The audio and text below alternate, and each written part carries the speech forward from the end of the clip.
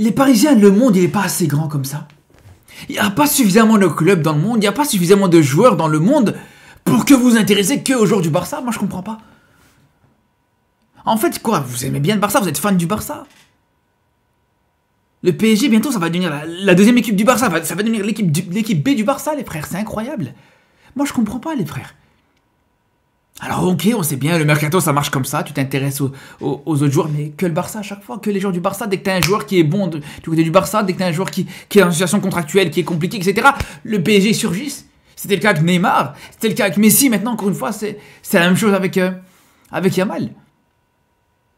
Laissez Yamal tranquille, occupez-vous de votre club, laissez Yamal tranquille. Les gars, je vous le dis, hein, aujourd'hui, dès que t'as un joueur au Barça qui est dans une situation où il doit prolonger, je suis pas serein parce que je sais qu'à tout moment, le PSG, ils vont arriver, ils vont te dire, ah, on est intéressé si jamais on est là.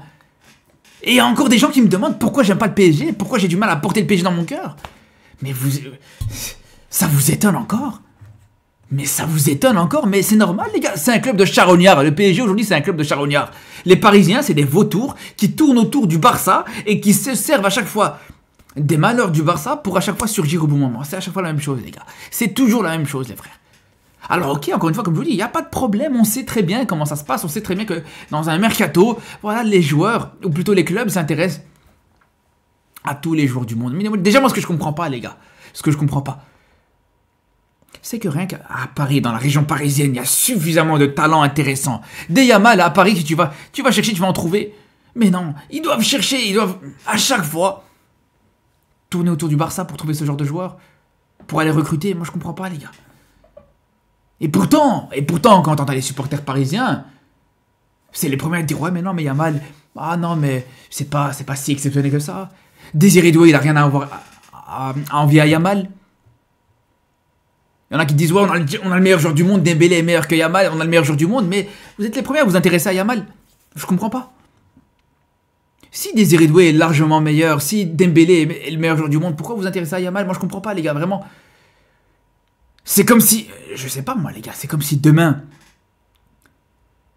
t'as un vendeur de chez Adidas qui te dit, ouais, les chaussures Adidas, c'est les meilleures chaussures du monde, on fabrique les meilleures chaussures au monde, etc. Mais que lui-même, il va aller acheter ses chaussures chez Nike, les gars. C'est exactement la même chose.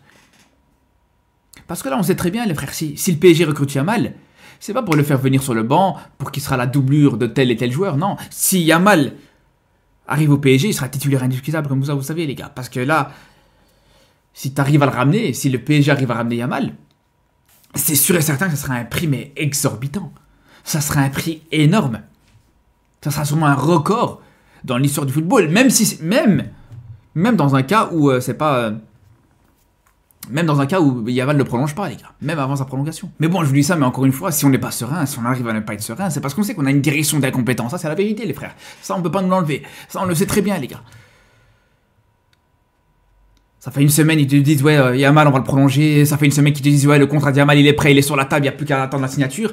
Et à chaque fois, c'est reporté. Ça me fait penser... Et je vous dis, cette situation, elle me fait penser avec Messi, les gars, la situation avec Messi. Où à chaque fois c'était prêt, à chaque fois ouais, ah c'est plus qu'une question d'heure, ah demain il va signer, ah non c'est reporté à lundi, et au final on sait tout ce qui s'est passé, les gars, il a pas pu signer, il s'est retrouvé libre pour partir au PSG juste derrière. Et je vous dis, les gars, tu peux plus être serein, quand tu vois, quand t'as connu ce que t'as connu, quand t'as vu ce que t'avais avec le Barça. Mais je vous le dis, les frères, hein, je vous le dis, mais je m'en relèverai pas, hein. Si le Barça perd Yamal, mais je le digérerai jamais, les gars. Vraiment jamais de la vie. Parce que des deux côtés, autant, comme je vous dis, avec le Barça, on a déjà connu ça. Et là, ça va être la goutte d'eau qui va faire déborder, exploser le vase. Que ce soit avec, comme je vous dis, Neymar ou Messi, c'était déjà compliqué. Même si encore à la limite, avec Messi, c'est encore différent. Parce que là, Messi, c'est juste qu'il n'a pas prolongé. Il était libre, etc. Mais bon, vas-y, tranquille. Mais déjà, rien qu'avec Neymar, les gars. Rien qu'avec Neymar, comment ça nous a mis un coup de massue à ce moment-là. Moi, je vous le dis, je vous le redis. Pour moi, le départ de Neymar m'a toujours fait plus mal que le départ de Messi. Messi, on s'y attendait, on savait qu'à un moment donné, il allait partir. Qu'il était déjà en fin de carrière à ce moment-là, qu'il arrivait déjà à un certain âge. Et on s'attendait à ce qu'il parte. Mais pour Neymar, à ce moment-là, on savait que voilà, on était tranquille pendant plusieurs années, que ça allait être l'avenir du Barça, etc. Et c'est pour ça, encore plus avec Yamal. Encore plus avec Yamal, ou après ce que tu as connu au Barça. Et surtout, les frères, moi, encore, à titre personnel, en tant que Marocain, avoir perdu Yamal en tant que Marocain dans la sélection marocaine, c'est déjà une chose, les gars. C'est déjà une chose, je peux même vous dire, là, on l'a même digéré. On n'est pas à autre chose.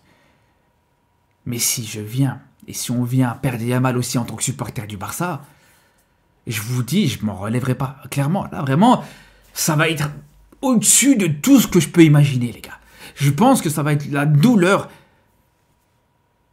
la plus insurmontable que j'ai pu connaître depuis que je suis le football, les frères. Au-delà de tous les matchs que j'ai pu suivre, au-delà de tous les transferts que j'ai pu vivre et tout ça, ça va être la pire chose.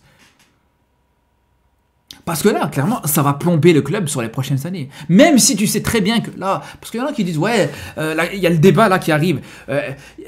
Yamal, s'il part à 1 milliard d'euros, est-ce que tu le laisses partir ou pas? Mais jamais de la vie, les gars, vous êtes sérieux ou pas? Il y a des supporters du Barça qui sont prêts à se dire, ouais, avec 1 milliard d'euros, Yamal, on le laisse partir. Mais jamais de la vie. Je vous le dis, les gars, même 5 milliards, je ne le fais pas partir. Parce qu'aujourd'hui, les gars, il est inestimable, les gars, aujourd'hui, pour moi, Yamal. Il est inestimable. Le meilleur joueur du monde, à 17 ans, le futur meilleur joueur du monde, futur ballon d'or, etc., à 17 ans, que tu peux garder minimum 15 ans dans le club, ça n'a aucun prix. Ce qui va te rapporter, c'est bien plus que 1 milliard, c'est bien plus que 5 milliards, il va te rapporter beaucoup plus. Non seulement financièrement, mais en plus sportivement, les gars. Je vous le dis, les frères. Et même, imaginons, vas-y, on te met 5 milliards sur la table, t'en fais quoi? Tu vas recruter qui? Tu vas recruter qui juste derrière? Dembélé?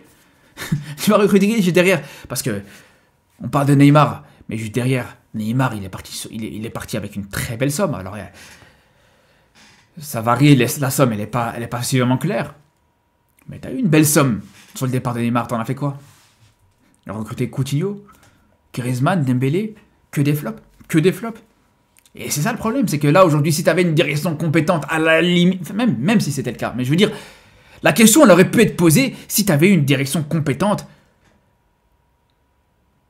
avec des dirigeants qui étaient capables de gérer ce genre de situation, tu leur donnes un budget, ils savent quoi faire. Mais là, c'est pas le cas, les gars, j'en ai parlé il y a quelques jours d'ici. Là, maintenant, déjà que t'es pauvre, financièrement, t'es au sol, mais en plus de ça, tu veux te ruiner pour aller chercher un Luis Diaz à 85 millions. C'est là où on se rend compte que vraiment t'as une direction d'incompétent. Donc c'est pour vous dire, si t'as Yamal qui part, ça va être encore pire, les gars. C'est fini, je vous le dis, les gars. Je creuse un trou dans mon jardin. J'enterre tous mes maillots du Barça, les gars, parce que le Barça sera mort. Si Yamal part, le Barça sera mort. Je vous le dis, les gars. Je vous le dis. Parce que là, maintenant, c'est ce qu'on a constaté hein, sur ces dernières années, sur ces 2-3 dernières années, les gars, enfin sur ces 2 dernières années surtout. Yamal est vraiment celui qui est en train de faire revivre le Barça. Si le Barça va beaucoup mieux, si le Barça aujourd'hui est dans une situation largement meilleure qu'il y a quelques années, c'est grâce à un seul joueur. Les gars, vous croyez vraiment que c'est grâce à Lewandowski, les frères? Vous croyez vraiment ça? Mais jamais de la vie. Mais jamais de la vie, les gars. Bref, en tout cas, j'attends avec impatience cette prolongation de Yamal, les gars. Je vous dis, tant qu'Yamal ne prolonge pas, je serai pas serein. Tant qu'Yamal ne prolonge pas, je veux pas bien dormir de la nuit, comme ça, vous savez, les frères. Et vivement que ce mercato se termine. Vraiment, les mercatos quand t'es supporter du Barça, c'est insupportable.